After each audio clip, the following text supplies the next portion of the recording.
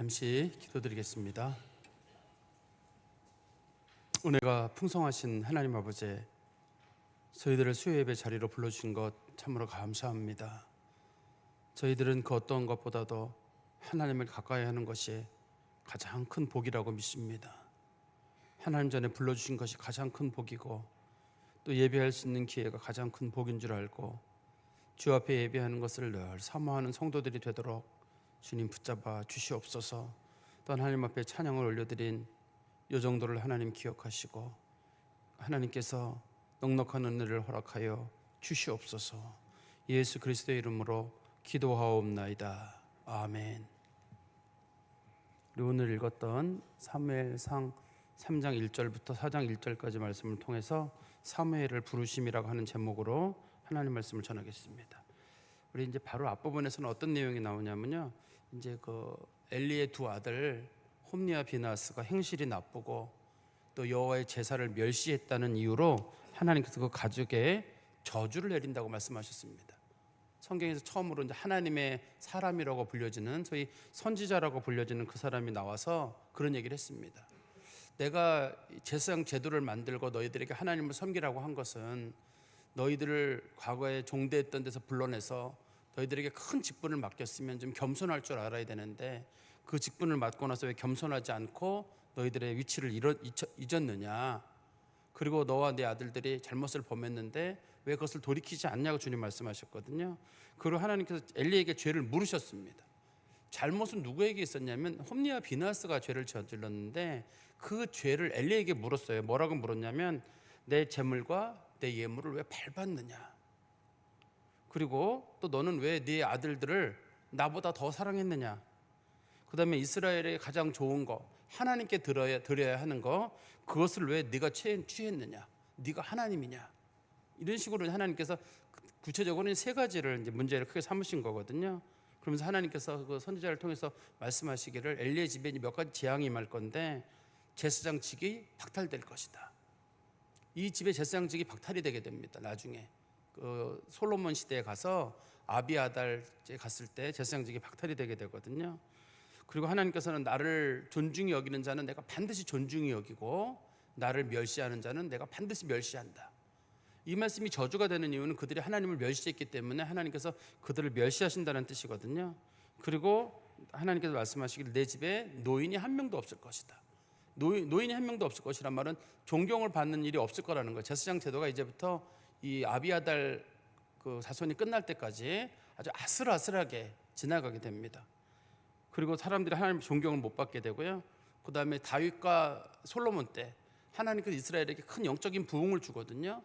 근데 이 아비아달의 가족들이 하나님을 좀 죄를 저질렀던 이 문제 때문에 나중에 아비아달이 죄를 저지르게 되지만 이 홈니와 비나스의 죄와 아비아달이 나중에 연결이 돼가지고 다윗 시대에 실로가 멸망하는 일도 생기게 되고, 그 앞에 바로 그 다음에 그 노베에 있던 제사장들이 다 죽게 되는 일도 생기게 되거든요.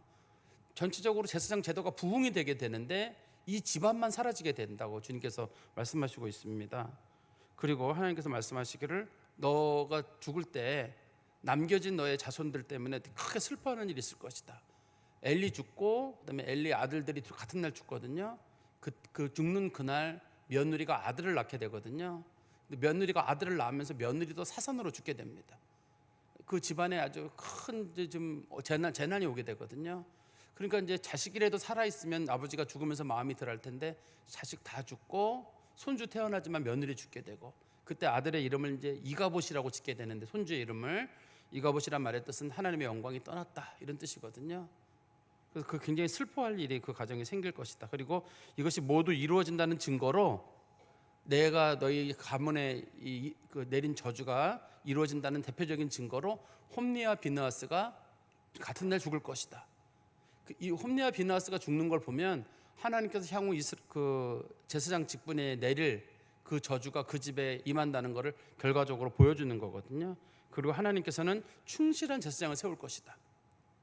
이 충실한 제사장이라는 이 충실한 제사장이 누구냐에 대해서는 여러 가지 논의가 있을 수가 있어요. 제가 그때도 말씀드렸었는데 사실은 이 사무엘도 제사장이 아니거든요. 그다음에 뒤에 등장하는 사독이라고 하는 제사장, 이제 아비아달 끝나고 사독의 제사장이 되거든요. 그 다윗이나 그다음에 솔로몬 때 사독이 아주 충실한 제사장이 되게 되는데, 그렇다고 사독 얘기를 한다고 하기에는 좀 거리가 멀어요 이게. 그리고 이것을 다윗이라고 얘기하기에는 다윗도 제사장은 아니거든요, 엄밀하게. 근데 하나님의 마음에 꼭 들었던 사람은 굳이 누구냐 한다 그러면 성경에서는 다윗이에요. 그래서 다윗이 제사장 제도를 잘 갖췄기 때문에 다윗을 충실한 제사장으로 보는 게 제일 맞아요. 사무엘은 우리 3장의 앞부분에 나오지만 사무엘은 선지자라고 돼 있거든요. 선지자라고 돼 있고 나중에 사무엘이 사사로 불림을 받게 됩니다. 사무엘이 제사장이라고 불려진 곳은 어느 곳에도 없어요. 그렇지만 사무엘 이 본문에서 충실한 제사장을 세운다고 할 때 사무엘을 배제하기도 어려워요.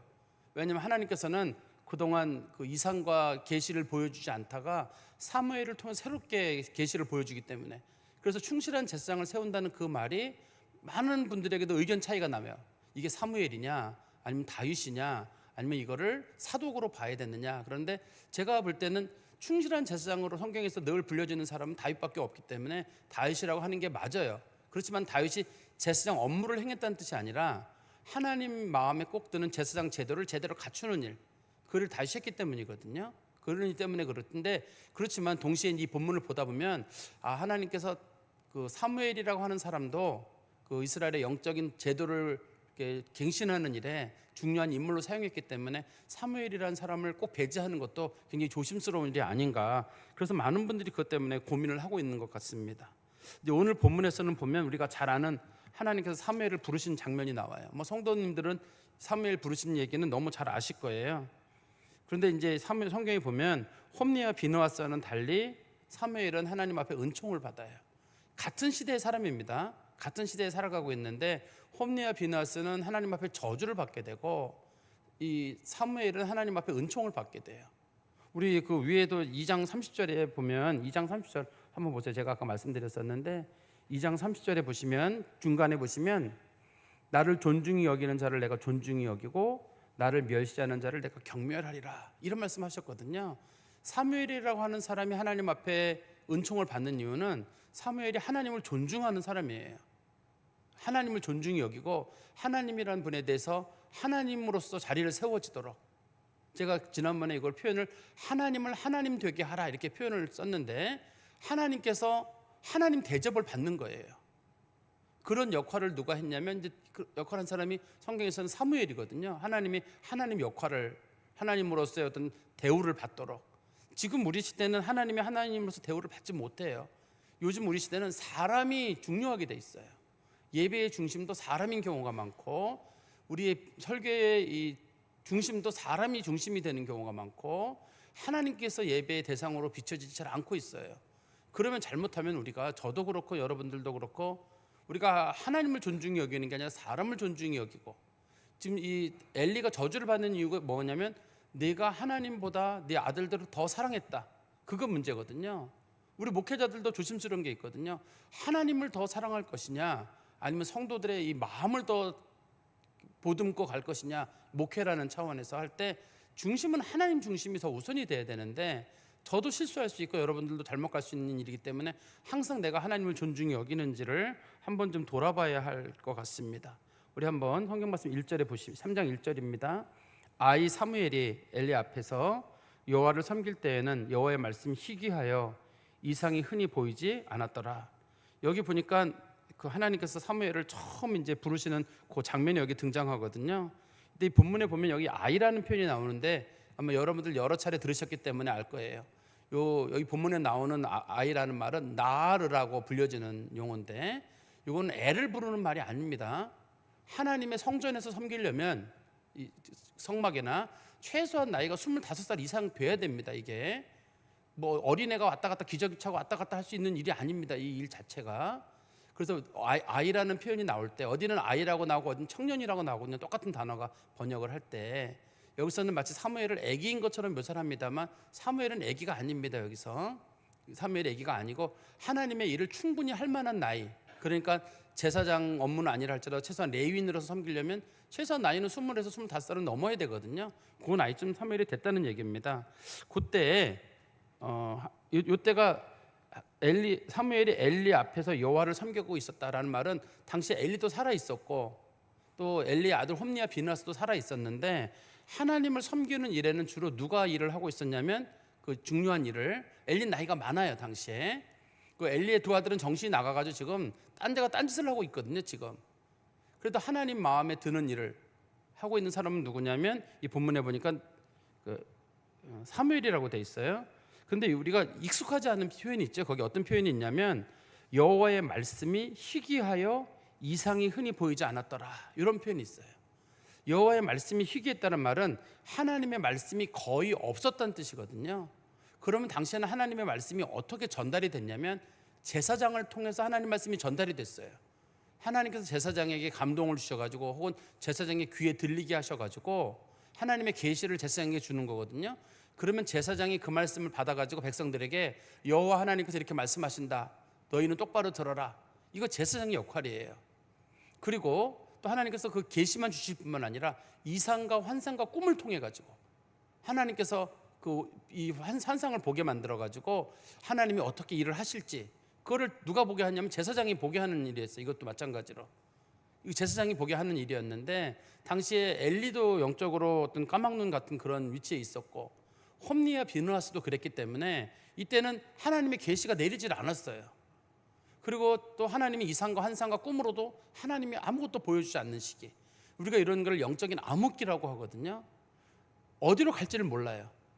뭐가 하나님이 답을 주셔야 되고 하나님이 말씀해 주셔야 되는데 물론 요즘 같은 경우 성경의 기록이 다 끝난 이 시점에서는 우리는 성경 말씀을 통해서 하나님의 뜻을 분별합니다만 그때는 말씀이 다 기록되기 전이기 때문에 하나님은 계시와 환상과 꿈을 통해서 말씀하셨거든요. 그거를 우리가 이제 이걸 받아가지고 그 얘기를 전달해 줘야 되는데 제사장이라고 불려진 사람이 영적인 까막눈이 돼 있고 또 엘리는 워낙 나이가 많았고 그의 아들들이 그 일을 해야 되는데 아이들은 하나님의 제물을 밟고 여자들하고 음행을 저지른 일을 하고 있었기 때문에 영적인 암흑기였습니다. 그리고 2절에 엘리의 눈이 점점 어두워가서 잘 보지 못하는 그때에 그가 자기 처소에 누웠고 여기 보니까 원래 제사장은 이 성소 가까운데 어디 누워 있어야 돼요. 우리 본문에 보면은 그 3절에 보세요. 3절에 보시면 이런 표현이 있죠.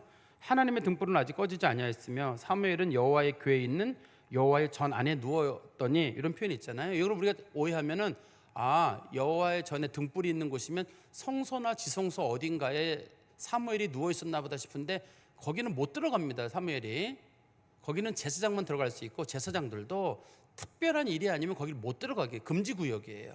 거기는 하나님만 들어갈 수 있는 자리이기 때문에 못 들어가게 돼 있기 때문에 그러면 사무엘이 어디 있었냐면 그 성소가 있으면 성소 옆에 부속 건물이 있어요. 우리를 말하면 사택 같은 그런 부속 건물이 붙어 있는 겁니다. 이렇게 부속 건물이 붙어 있어가지고 사무엘이 그 부속 건물에서 일을 하는 거예요. 왜냐하면 사무엘은 제사장이 아니거든요. 등불을 켜거나 하는 것도 사무엘은 못합니다. 이것도 다 제사장이 해야 되는 일이에요. 원칙적으로는. 그래서 사무엘은 허드렛 일을 하면서 뭐 이렇게 심부름만 하고 뭐 이 정도 일만 하던 사람이에요. 우리를 말하면 뭐 사찰 관리 집사님 뭐 이 정도 일을 했다고 보면 돼요. 교회 내에서. 이 사람이 엄청난 일을 한 건 아니거든요. 근데 엘리는 나이가 많아요. 나이가 많아서 보이지 않아요. 이게 두 가지 의미가 있겠죠. 하나는 그 사람 나이 많아서 눈이 어두웠다 뜻도 있고 하나는 영적으로 까막눈이 된 거예요. 나이가 많다고 해서 꼭 영적인 까막눈이 되는 건 아니잖아요. 근데 이게 육신의 눈이 어두워서 생긴 문제는 어쩔 수 없는 일이에요. 누구나 나이를 먹으니까요. 그렇지만 영적으로 맑은 눈을 가져야 되는데 엘리가 영적으로 맑은 눈을 갖지 못하고 영적으로 까막눈이 되니까 하나님께서 계시로도 말씀하지 않으시고 이상과 환상으로도 말씀하지 않으셔서 우리 1절에처럼 여호와의 말씀이 희귀했다. 그 다음에 이상이 흔히 보이지 않았다. 이런 식으로 지금 설명하는데 그게 엘리 때문인데 그러니까 엘리가 또 나이가 많았기 때문에 자기가 원래 어디서 자야 되냐면 사택에서 자야 돼요. 이 성전 옆에 있는 성소 옆에 있는 부속 건물에서 자야 되는데 엘리가 자야 될 자리에 엘리가 자지 않고 또 홈리와 비나스는 정신이 나가 딴 데가 있고 그래서 거기서 누가 자는 거냐면 거기서 이제 사무엘이 잠을 잔 거예요. 오늘 성경에 보면 사무엘이 거기서 대신 그 성막을 지키는 일을 하고 있었습니다. 그런데 거기도 보면 이런 표현이 있죠. 3절에 보시면 하나님의 등불은 아직 꺼지지 아니하였다. 그러면 요거를 어떤 분들은 이렇게 이해를 해요. 하나님의 등불이 꺼지지 않았으니까 밤에는 불을 켜놨다가 새벽에 불을 밤에는 불을 켜놨다가 새벽에는 불을 끈다 그러면 이때가 아직까지 불을 꺼지지 않았다는 말은 아마 이때가 새벽이 되기 직전에 사무엘이 잠이 드는 어느 시점을 설명하려고 하는 것보다 이렇게 생각하는 분이 있어요. 요거를 여호와의 등불은 아직 꺼지지 않았다는 말이 여호와의 전에 안에 원래 그 등불이 켜 있잖아요. 켜 있는데 그 등불을 그게 아직 꺼지지 않았다는 말은 아직까지 새벽은 되기 전에 사무엘이 잠자고 있을 때 요걸 설명한다고 보시는 분이 계신데 그거는 이제 오해하는 게 뭐냐면 하나님의 성전의 등불은 24시간 항상 켜놓게 돼 있어요. 24시간 항상 켜놓게 돼 있기 때문에 이 본문에서는 이거를 낮이냐 밤이냐를 설명하는 게 아니라 하나님의 희망이 아직까지 끊어지지 않았다는 뜻이에요. 여호와의 등불이 꺼지지 않았다는 말은 하나님께서 아직까지 이스라엘에 대해서 희망을 주셨다는 얘기거든요. 그 희망이 누구냐면 이 본문에서는 사무엘이에요. 다들 딴 데 가서 자고 있고 정신 나가 있는데 하나님의 성전을 지키는 그 한 사람이 기도하는 사람이에요. 다들 세상 일에 바쁘고 분주한데 그 기도하는 사람 한 사람이 여기서 뭐 다윗이 사무엘이 게임하고 앉아 있었겠어요? 뭐 TV 보고 앉아 있었겠어요? 게이밍기가 있나요? 뭐 TV가 있나요? 그냥 하나님 앞에 기도하고 잠자고 아마 그런 일을 했을 거거든요. 그 사람이 희망이에요. 하나님의 등불이거든요. 하나님께서 그런 사람, 하나님의 전을 지키는 사람을 통해서 하나님께서 그 사무엘을 통해 가지고 하나님의 일을 이루시는 거죠. 4절입니다. 첫 번째로 여호와께서 사무엘을 부르시는지라, 이게 처음에 부르시는 겁니다. 그가 대답하되 내가 여기 있나이다 하고 엘리에게로 달려가서 이르되 당신이 나를 부르셨기로 내가 여기 있나이다 하니 그가 이르되 나는 부르지 아니하였으니 다시 누우라 하는지라. 그가 가서 누웠더니, 첫 번째로 하나님께서 사무엘을 부르셨어요.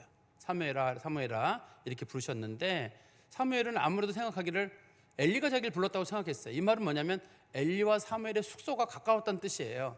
가까워가지고 숙소 가면 1km 떨어졌으면 뭐 부르셨어요 뭐 이러지는 않을 거 아니에요. 그 어른이 아무래도 주무시던 중에 사무엘아 이렇게 부를 만한 정도의 거리에 있었을 것 같아서 부르셨어요라고 하니까 이제 엘리가 부르지 않았다고 얘기를 하고, 6절입니다. 두 번째로 여호와께서 다시 사무엘을 부르시는지라. 사무엘이 일어나 엘리에게로 가서 이르되 당신이 나를 부르셨기로 내가 여기 있나이다 하니 그가 대답하되 내 아들아 내가 부르지 아니하였으니 다시 누우라 하니라.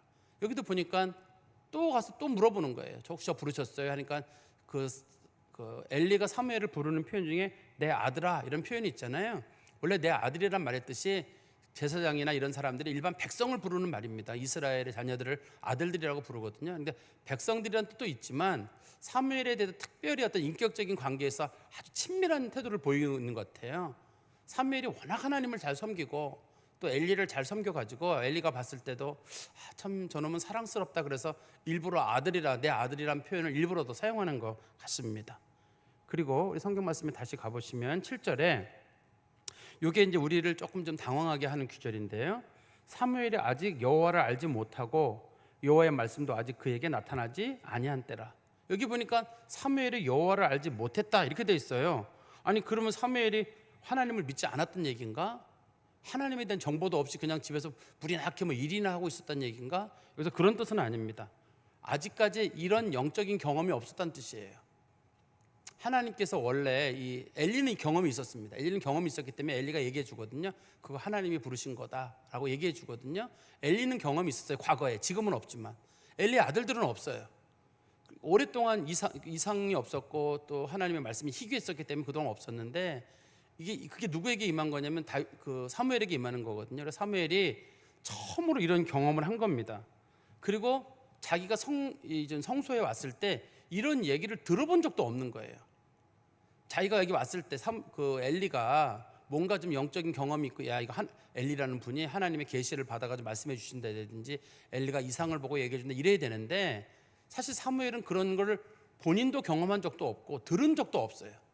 왜냐하면 그 시대가 하나님 말씀이 희귀하고 계시가 임하지 않았던 시대고 이상으로 하나님의 뜻을 분별하던 일이 없었을 그때 시기란 뜻입니다. 그때가.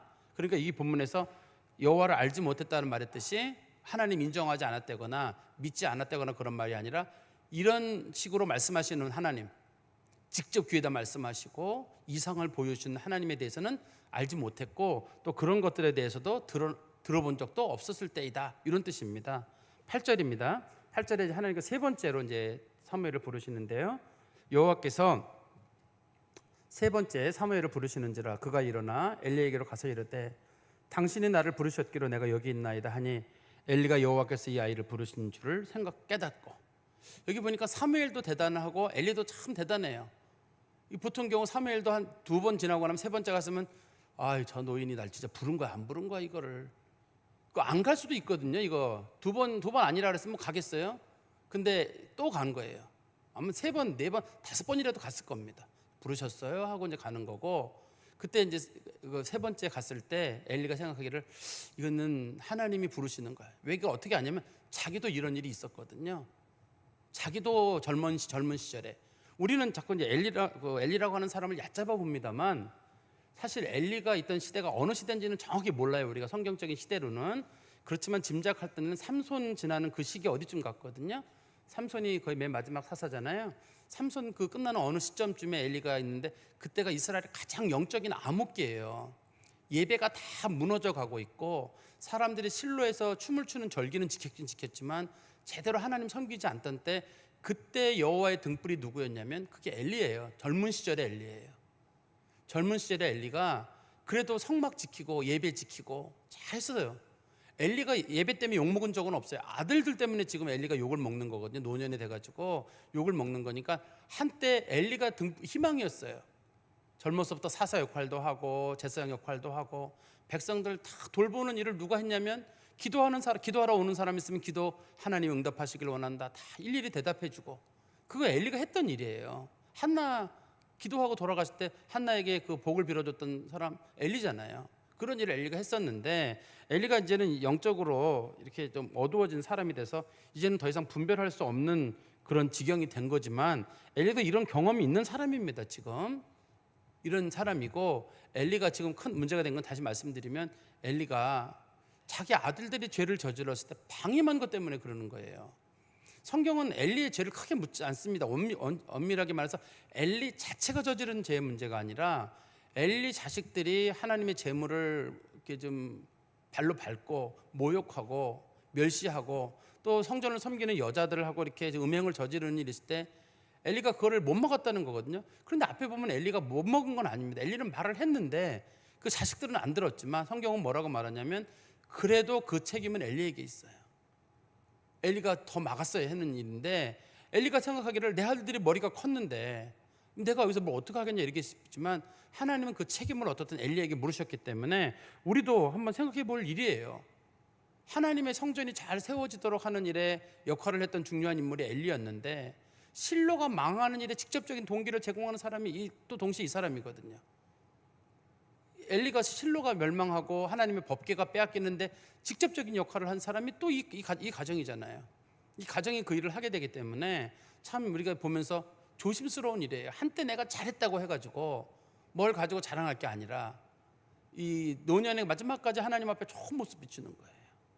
지금이 우리 신앙의 최고 잘하는 시기입니다. 지금이 어떤 분들은 나 젊었을 때 내가 신앙생활 잘했어. 근데 지금은요. 그러면 난 지금은 그러면 거꾸로 간 거잖아요. 신앙이 점점 퇴조했다는 뜻이거든요. 그러면 앞으로 1, 20년 뒤에 가면 거의 신앙 없어진다는 뜻이잖아요. 근데 우리가 보통 신앙생활 하는 사람들 봤을 때 저분은 젊었을 때는 그냥 엉망이었는데 점점 괜찮아지는 사람들이 있거든요. 그게 좋은 경우예요. 점점 좋아지는 경우가 좋은 경우고 지금이 내 인생의 신앙생활 내가 제일 잘하는 시기여야 돼요. 하나님 앞에 내가 제일 봉사하는 시간이어야 되고 지금이 내가 기도 제일 많이 하는 시간이어야지 젊었어 나 기도 많이 했어. 젊었어 나 전도 많이 했어. 젊었어 나 선교 엄청 많이 했잖아. 내가 다 교회에 내가 내 돈 썩으면 다 지금은 안 하지. 지금은 애들 해야지. 젊은 애들 하고 새신자들이 하고 애들이 해야지. 내가 해. 그래도 어른이 하시죠. 그럼 나 옛날에 다 했다니까 나는. 그러니까 옛날에 다 한 건 아는데 지금이 내 인생의 가장 신앙생활을 잘하는 시기여야 되거든요. 근데 엘리가 근데 똑같은 얘기로 이걸 만약에 받아들인다 그러면 이렇게 이해하시면 될 거예요. 엘리가 나도 한때 말이야 사무엘 나도 한때 하나님 음성 다 들었어. 하나님 이상 보여주고 환상 보여주시고 너만 할 땐 다 그래.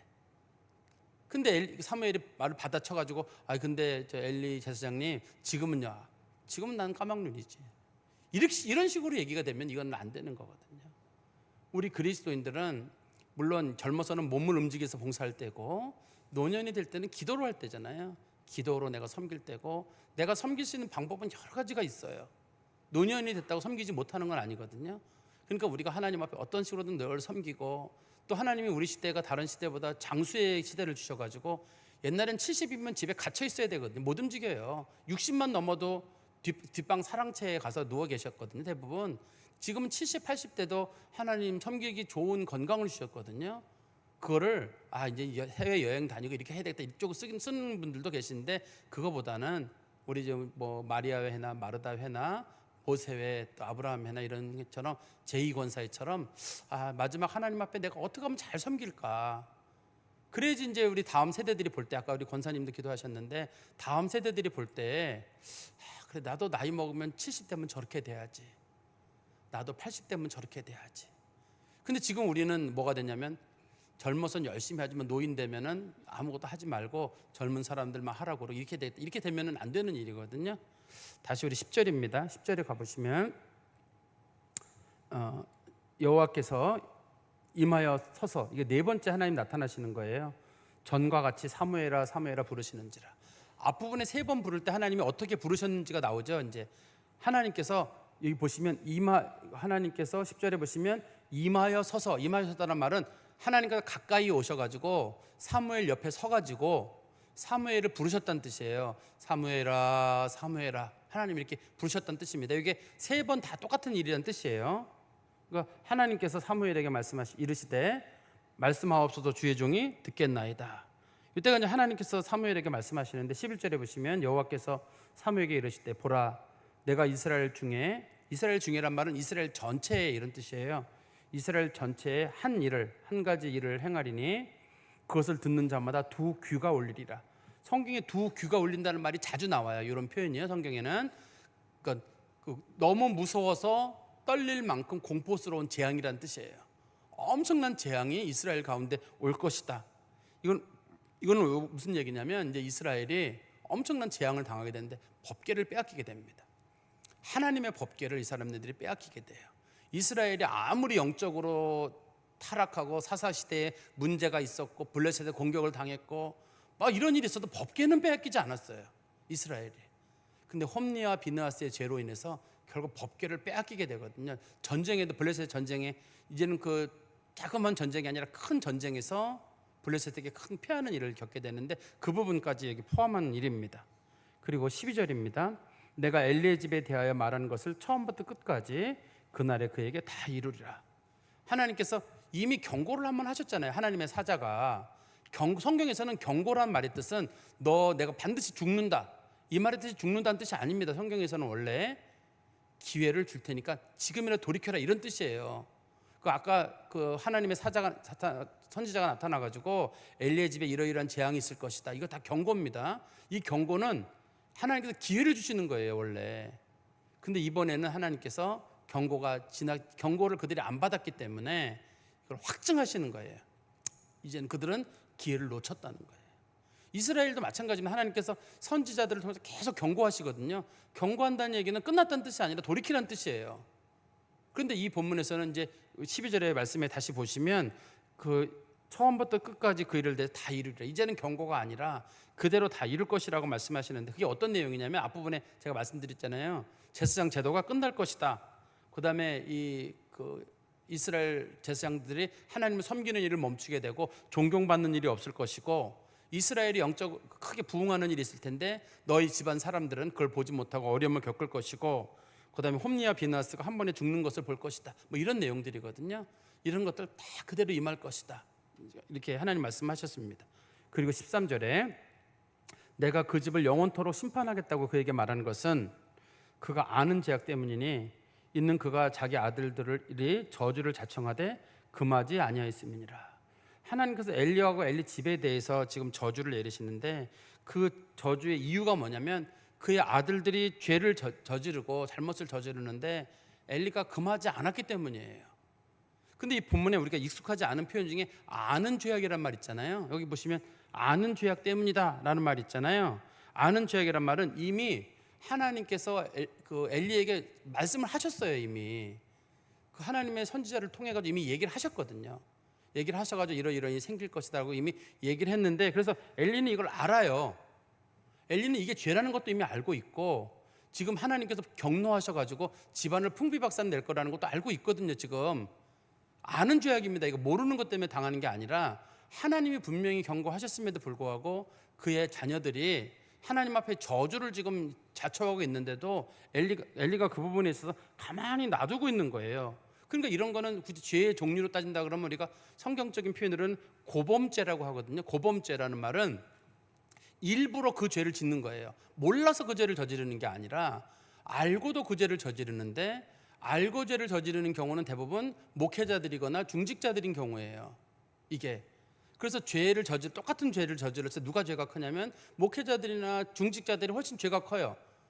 난 몰랐어요라고 말하기가 어려워요. 다 알거든요. 저 성경 어딘지 뭐 알고 이게 죄인지 아닌지 다 알거든요.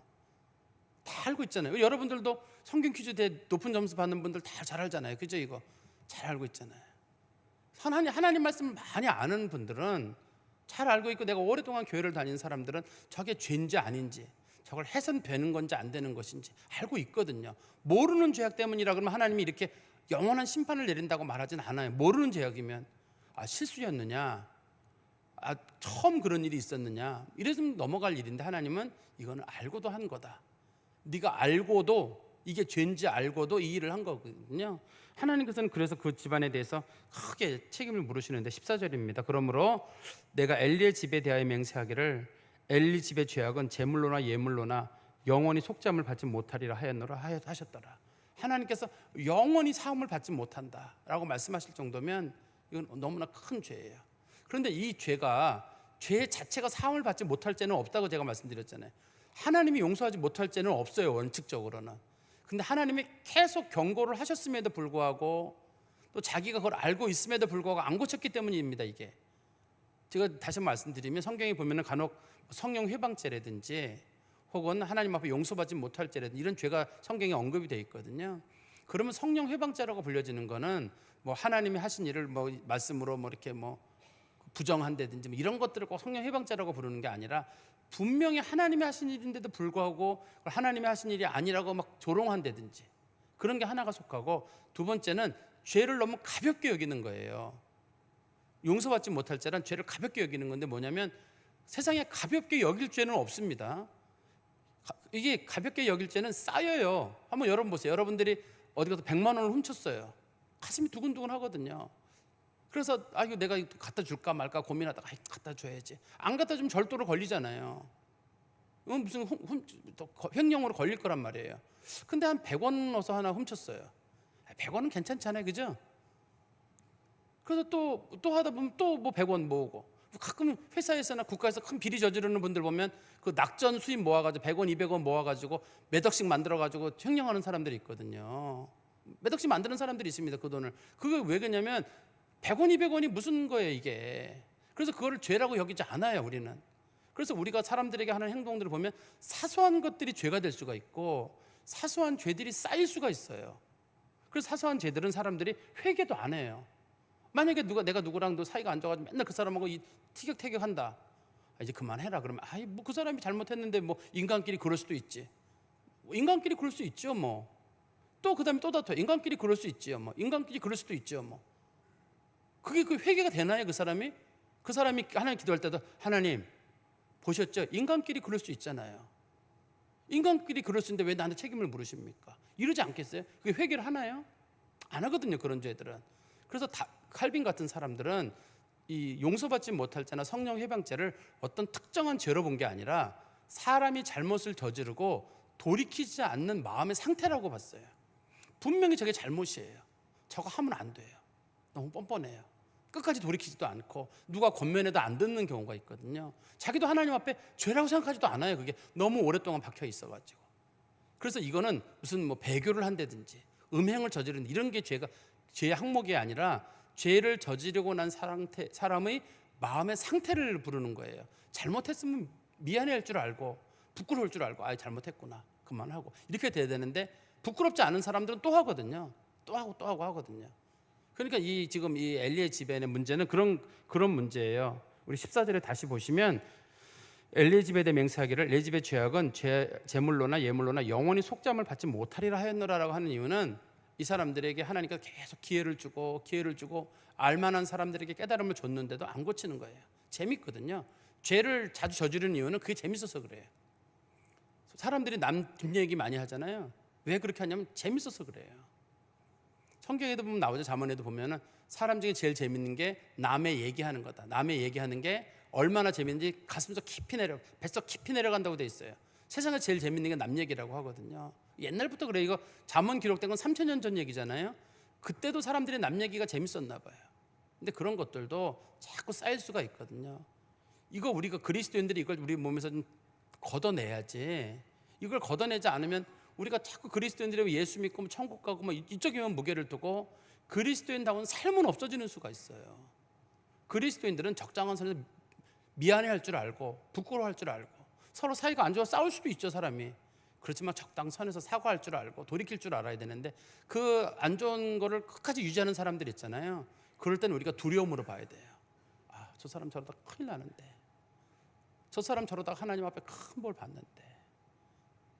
이거 여러분들 혹시라도 그런 분들을 알고 계시면 같이 기도해 주시고 더 이상 그 험악한 관계로 가지 않도록 우리가 할 필요가 있을 것 같습니다. 그리고 우리 성경 말씀에 다시 15절에 가보시면 사무엘이 아침까지 누웠다가 여호와의 집의 문을 열었으나 그 이상을 엘리에게 알게 하기를 두려워하더니, 여기서 여호와의 집도 마찬가지로 사무엘이 머물렀던 성막 옆에 있는 부속 건물이에요. 자기가 거기서 잠을 자다가 아침에 일어나가지고 나와가지고 보통의 경우는 이제 그 엘리에게 가가지고 지난 밤 동안에 있었던 얘기들 뭐 상황들을 이렇게 보고를 했나 봐요. 보고를 해야 됐는데 사무엘이 그걸 보고를 하지 않은 겁니다. 보고를 하지 않았어요. 왜냐하면 말하는 게 두려웠기 때문에. 이게 이제 엘리 집에 대한 저주잖아요. 16절입니다. 엘리가 사무엘을 불러 이르되 내 아들아, 내 아들 사무엘아 하니 그가 대답하되 내가 여기 있나 하니 그가 이르되 내게 무엇을 말씀하셨느냐 청하노니 내게 숨기지 말라. 내게 말씀하신 모든 것을 하나라도 숨기면 하나님이 내게 벌을 내리시고 또 내리시기를 원하노라 하는지라. 지금 엘리도 궁금한 거예요. 분명히 하나님께서 그를 아를 부르셨는데 오랫동안 계시가 없었고 이상이 없었는데 하나님이 그를 부르셨으면 뭔가 중요한 얘기를 할 거거든요. 중요한 얘기를 할 건데 너무 궁금해요. 그래가지고 사무엘을 불러가지고 얘기해라. 근데 사무엘이 머뭇머뭇거렸나 봐요. 너 얘기하지 않으면 하나님이 저주 내리신다. 그런데 어떻게 얘기를 안 해요, 사무엘이? 근데 여러분들 같은 건 쉽지 않을걸요. 여러분들이 만약에 이제 특별히 이제 뭐 어떤 하나님이 환상을 보여줬어요. 그런데 혹시 저 집사님 무슨 환상을 보셨어요? 그랬더니 목사님 뭐 아무개 권사님이 곧 죽는데요. 이런 얘기들을 쉽게 가서 할 수 있겠어요? 아니면 저한테도 목사님 곧 죽는데요. 이런 얘기 쉽게 할 수 있겠어요? 그 얘기거든요. 목사님하고 집안 식구들이 다 죽는데요. 그리고 집안이 풍비박산난데요. 이 얘기가 이게 쉽나요? 아무리 그 얘기하라 그래도. 근데 선지자는 원칙적으로 하나님께서 주신 그거를 진실을 말해야 되거든요, 원칙적으로. 근데 그렇지만 쉽지 않아 자기도 걱정을 하고 있었는데 엘리가 하도 물어보니까 얘기를 하게 되는데, 우리 한번 성경 말씀 보십시오. 18절에 사무엘이 그것을 그에게 자세히 말하고 조금도 숨기지 아니하니 그가 이르되 이는 여호와이시니 선하신 대로 하실 것이니라 하니라. 다 얘기를 해줬어요. 이만저만 해서 당신 집에 저주가 임하게 되고 죽게 된답니다. 당신의 아들들이 죽는 게 이 표징이 된답니다 라고 하니까 그 얘기를 듣고 나서 여기 그 여호와시니 선하신 대로 하실 것이다 라는 말 뜻은 첫 번째는 체념이에요. 이제는 우리가 그 한계를 넘었구나, 하나님께서 우리 집에 저주를 내리시는구나 하는 게 체념이 하나가 들어있고, 두 번째는 선하신 대로란 뜻이 있잖아요. 선하신 대로란 뜻은 그래도 하나님께서 우리에게 은혜를 베풀어 주셨으면 하는 그런 마음, 두 가지가 같이 있는 거예요. 하나님이 하신 일을 어떻게 돌이켜요? 하나님이 하시겠다고 이미 결정하신 일인데. 그러니까 한편으로는 체념하는 일이고 한편으로는 하나님께서 선하신 뜻대로 우리 가정 가운데 좀 마지막까지라도 은혜를 베풀어 달라. 우리 한번 성경 말씀 보시면 그런 비슷한 구절이 있죠. 우리 하박국 3장 2절에 우리가 성도들이 많이 오해를 일으키는 구절 중에 하나입니다. 하박국 3장 2절입니다. 여호와여, 내가 주께 대한 소문을 듣고 놀랐나이다. 여호와여, 주는 주의 일을 이 수년 내에 부응하게 하옵소서. 이 수년 내에 나타내시옵소서. 진노 중에라도 공의를 잊지 마옵소서. 여기 보면은 성경에 주여 이 일을 나타내시옵소서. 수년 내에 부흥케 하십시오. 그래서 이게 많은 교회들이 부흥에 관련된 본문으로 이렇게 이 본문이 이해가 되고 있어요. 그렇지만 이 본문의 뜻은 하나님 저주를 속히 내려달라는 뜻이에요. 이게요. 저주를 속히 내려달라는 뜻입니다. 그래서 어느 교회에서 이 본문이 붙어가지고 주여 이 일을 수년 내에 나타내시옵소서 이런 표현이 붙어 있다든지 그러면 주여 부흥케 하여 주십시오는 이 규절이 들어가잖아요. 그러면 요거는 주여 우리 교회에 빨리 저주를 내려달라 이렇게 오해가 돼요. 이 하박국서를 잘 보시면 이 본문이 이해가 됩니다. 이게 원래 하박국이 그 바벨론이나 이런 나라들이 이스라엘을 쳐들어 와가지고 아람이나 이런 나라들이 어려움을 겪게 했을 때 하박국이 하나님 앞에 고백을 했거든요. 하나님, 우리가 아무리 잘못했지만 어떻게 저렇게 이방 나라들이 우리를 침범할 수 있습니까? 저들은 더 악한 사람들 아닙니까? 하나님께서 저들은 저들의 벌을 받을 것이다 그랬지만 하박국이 맞아요 하나님, 주님 말씀하신 대로 저들에게 저주를 내려주시고 저들에게 벌을 내려주십시오. 그리고 우리가 잘못한 거에 대해서도 우리가 벌을 받겠습니다 라는 내용이거든요. 이게요. 그렇지만 맨 끝에 보시면 진노 중이라도 공의를 잊지 마옵소서. 그러나 하나님의 진노가 내리는 건 알겠지만 우리를 불쌍히 여겨주십시오. 이렇게 기도하는 내용이 들어있거든요. 그래서 이 하박국 3장 2절은 많은 분들에게 오해를 일으키는 규절 중에 하나입니다. 이게 어떻든 다시 본문으로 들어가 보면 지금 엘리가 바라는 건 뭐냐면 엘리가 봤을 때는 이미 끝난 거예요. 자기가 봤을 때 하나님이 이 정도 얘기를 하셨다 그러면 엘리는 하나님을 잘 알거든요. 우리 가문은 여기서 끝났구나. 그렇지만 하나님께서 그래도 마지막까지 은혜를 베풀어 주기를 바라는 그런 마음이 거기 있습니다. 그리고 19절에 사무엘이 자라매 여호와께서 그와 함께 계셔서 그의 말이 하나도 땅에 떨어지지 않게 하시니, 마치 예수님 어렸을 때 보면 누가복음에 예수님께서 키가 자라매 하나님과 사람들에게 사랑스러워 가시더라 하는 그런 규절하고 많이 비슷한 내용인데요. 여기서는 이제 하나님께서 사무엘을 통해서 다시금 역사하시고 말씀하신다는 뜻입니다. 이 본문에서 보시면 여호와께서 그와 함께 계셔서 그의 말이 하나도 땅에 떨어지지 않았다는 말은 사무엘이 예언하는 건 다 응답됐다는 뜻이에요. 진짜 선지자의 기준은 뭐냐면 얘기를 하는 게 아니라 얘기를 한 게 응답이 안 되면 가짜 선지자예요. 그러나 그가 말한 것이 그대로 이루어지게 되면 그는 진짜 선지자예요. 그래서 하나님께서는 사무엘에게 많은 계시와 환상을 주셨고 사무엘이 그 계시를 받아가지고 백성들에게 하나님 말씀을 전했어요. 그리고 나서 하나님께서는 그 전한 것들이 그대로 다 이루어지게 하셨거든요. 전한 거로만 끝나면 안 돼요. 그 전한 것들이 반드시 이루어져야 되거든요. 반드시 이루어져야 되는데 하나님께서는 사무엘에게 그 은혜를 주셔가지고 사무엘이 한 말은 하나도 땅에 떨어지지 않았다 이렇게 설명하고 있거든요. 그러니까 이제 시대가 바뀐 거예요. 엘리 시대랑 홈리와 비느하스 시대에는 하나님이 이상과 환상으로 말씀도 안 하셨어요. 근데 이제는 이상과 환상으로 하나님 말씀하시지만 동시에 응답도 그대로 있도록 사무엘이 말한 거는 다 응답도 이루어지는, 그래서 어두운 시대 엘리의 시대와 홈리와 비느하스 시대는 지나게 되고 새로운 등불을 하나님이 주시는데 그 등불이 누구냐면 사무엘이거든요. 사무엘을 통해 하나님 다시 말씀하신다는 뜻입니다. 이게 그리고 20절 말씀해 보시면 단에서부터 브엘세바까지의 온 이스라엘이 사무엘은 여호와의 선지자로 세우심을 입은 줄을 알았더라. 아까도 말씀드린 대로 하나님의 선지자의 기준은 하나님의 말씀을 선포하고 그 말씀이 다 응답돼야 돼요. 응답되지 않으면 하나님 선지자가 아니거든요. 근데 여기 보면 단에서 브엘세바까지 이런 표현이 나와요. 이 얘기가 나온다는 얘기는 사무엘서가 좀 늦게 기록됐다는 뜻이에요. 사실 단에서 브엘세바란 말의 뜻은 이스라엘이 나라가 완전히 결정되고 나서 이루어지는 일이거든요.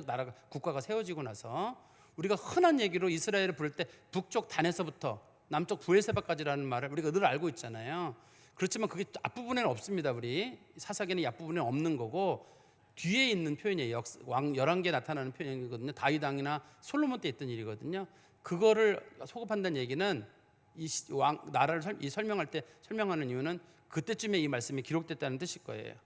그리고 21절입니다. 여호와께서 실로에서 다시 나타나시되 여호와께서 실로에서 여호와의 말씀으로 사무엘에게 자기를 나타내시니라. 여기 보니까 실로가 그동안 암흑의 시기였어요. 저주의 땅이었었거든요. 그렇지만 하나님이 사무엘을 통해서 계시를 보여주시거든요. 그렇지만 사무엘은 아직까지 제사장이 아닙니다. 우리 흔한 얘기로 메인 스트림이 아니에요. 주류가 아닙니다. 사무엘은 아직까지도 주류는 누구냐면 엘리와 홈리와 비느하스예요. 이 사람들이 주류고 엘리는 아직까지 주류가 아닙니다. 하나님은 이 비주류인 이 사무엘을 통해 가지고 계속적으로 하나님의 말씀을 말씀하시게 되는데 여기 보면 이런 표현이 특이해요. 여호와의 말씀으로 사무엘에게 자기를 나타내시니라. 하나님의 말씀이 곧 하나님이 나타나신 것 똑같아요. 우리가 그런 걸 믿음으로 받아들일 필요가 있는데, 하나님의 말씀을, 성경 말씀이든 하나님의 계시를 하나님이 친히 말씀하시는 거로 받아들이는 게 필요해요. 여기도 보면은 하나님께서 직접 얼굴을 나타내신 거 아니거든요.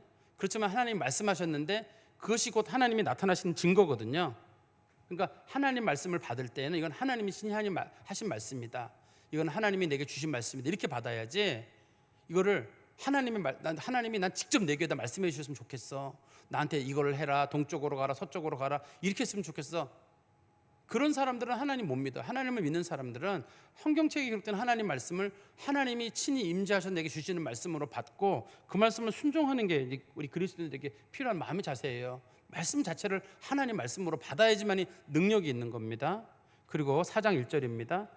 사무엘의 말이 온 이스라엘에 전파되니라. 이때 사무엘의 말이 전파된다는 말은 그 전에는 말씀이 희귀하고 이상이 드물었었는데, 이제는 하나님이 사무엘을 통해 가지고 그 하나님께서 하나님의 말씀을 선포하게 하시고 또 하나님의 이상을 선포하게 하셔가지고 이스라엘이 오래간만에 영적으로 숨을 쉴 수 있는 그런 시대가 왔다는 뜻입니다. 제가 말씀을 정리해서 말씀드리면, 이 본문에 보면 하나님께서 새로운 지도자 사무엘을 세우셨거든요. 근데 사무엘을 세워지는 과정이 참 어려웠어요. 어머니랑 아버지 사이에서 아기가 안 생겼는데, 오랫동안 아기가 안 생기니까 어머니는 오랜 기도 가운데 마음에 짐을 지고 있었고, 하나님 앞에 자기가 결단하면서 아들만 주시면 하나님께 바치겠다고 했거든요. 그리고 자기가 마음에 결단을 내리고, 자기한테는 외아들이에요. 그 아들을 하나님께 바치고 잘 섬기고 또 그 아들을 하나님 앞에 보내면서 편하지 않았을 거거든요. 그리고 그 아들도 혼자 외로운 시간을 많이 보냈을 겁니다. 많은 시간을 보냈는데 그게 그 아들이 하나님 앞에 단련되는 시간이 됐어요. 부모는 더 기도하는 시간이 됐고 사무엘은 더 단련되는 시간이 됐고, 그래서 하나님께서 사무엘을 만들어 가시거든요. 하나님께서 새로운 지도자를 세워 가시는 데는 하나님의 단련이 필요한 것 같고, 두 번째는 이와는 반대로 엘리의 가문은 몰락하고 있거든요. 그 몰락한 이유는 뭐냐면 엘리가 자기 아들들을 하나님보다 더 사랑했다는 거예요. 그래서 아들들에게 함부로 말을 못했다는 거예요. 애들 마음 상처받을까 봐, 애들 엇나갈까 봐. 그래가지고 엘리가 하지 않았기 때문에 결국 그 집안이 풍비박산이 나는, 다 죽는 거잖아요. 이게 우리에게 지금도 과제예요. 우리가 우리 아이들에게 신앙 얘기하고 뭐 얘기 되겠는데 조금 머리 크면 우리 말 안 듣거든요. 잘 듣는 애들은 뭐 이상하게 잘 들어요. 또 어떤 집 애들은, 그런 집들은 그럴 거예요. 왜 안 듣는지 모르겠다, 부모가 교육을 못 시켜. 그런 건 아니에요. 교육을 잘 시켜도 안 듣는 애들은 안 듣더라고, 이상하게. 잘 듣는 애들 잘 들어서 자식 키우는 사람은 뭐 자랑할 건 없어요. 누구도 자랑할 건 없습니다만 우리가 우리 자식들에 대한 책임이 우리에게 있는 것 같아요. 적어도 신앙에 대한 책임은 우리 가운데 있어가지고, 우리가 말로도 설득하지만 안 되면 우리가 기도를 정말 간절한 마음으로, 여기 본문에서 보면 엘리가 안 한 건 아니거든요. 근데 엘리가 소극적으로 한 것 같고, 엘리가 엄격하게 할 만한 그런 제사장직을 파문시키고 했었어야 되거든요. 그걸 못했어요. 못했기 때문에 여기까지 온 건데, 그것만 했더라도 여기까지 가지는 않았을 거거든요. 그러니까 우리가 우리 자녀들에 대해서도, 우리 자녀들 예배 사모하는 거, 주일날 지키는 거, 요즘 주일 성수가 상당히 좀 흐려졌잖아요. 여러분, 제가 자주 말씀드리는데 주일 성수 한국교회 아주 지금 다 흩어졌습니다. 그럼 우리는 주일 성수를 잘 하잖아요. 웬만한 분들은 하는 이유는 뭐냐면, 우리가 한 30년 40년 전에 목사님들이 주일 성수를 목숨 걸고 하라고 하는 게 목사님들이 많이 얘기했어 그래요. 그분들이 본교회 지키라는 얘기를 많이 했거든요. 그래서 우리가 지금 예배를 드리는 거예요. 근데 요즘 들어가지고는 많은 목사님들이 본교회 지키란 말은 너무 이기주의고 개인주의적이다, 예배가 꼭 뭐 교회 와서만 예배 드려야 되느냐, 그런 식으로 자꾸 얘기를 하거든요.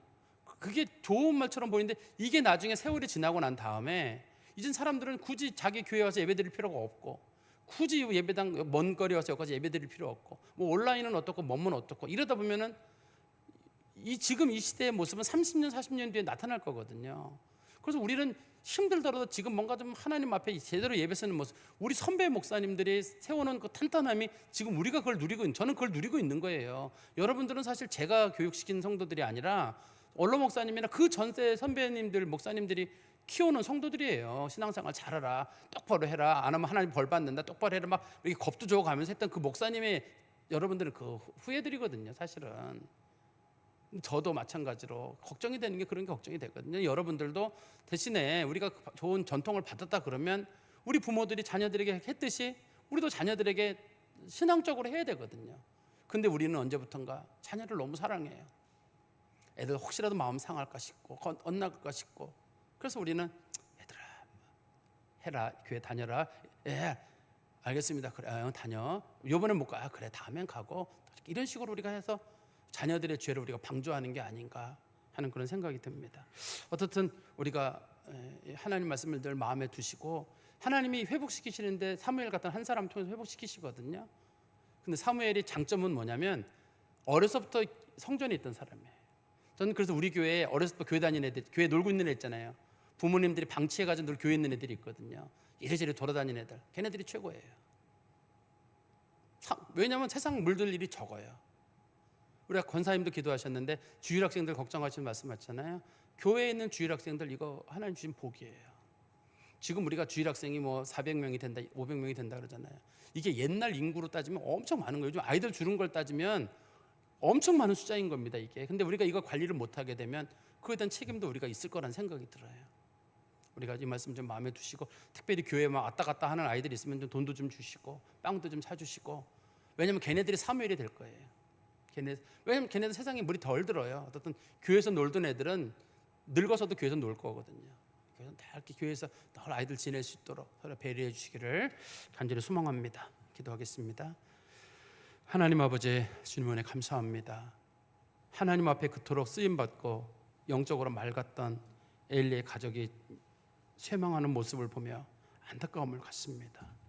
하나님의 음성을 들었고 하나님의 뜻을 분별하던 자가 오늘 하나님보다 자식을 더 사랑함으로 하나님에게서 자녀들이 멀어지고 집안이 멸망함에도 깨닫지 못했던 엘리의 모습을 보며 그게 우리의 모습이 아니기를 하나님 앞에 기도합니다.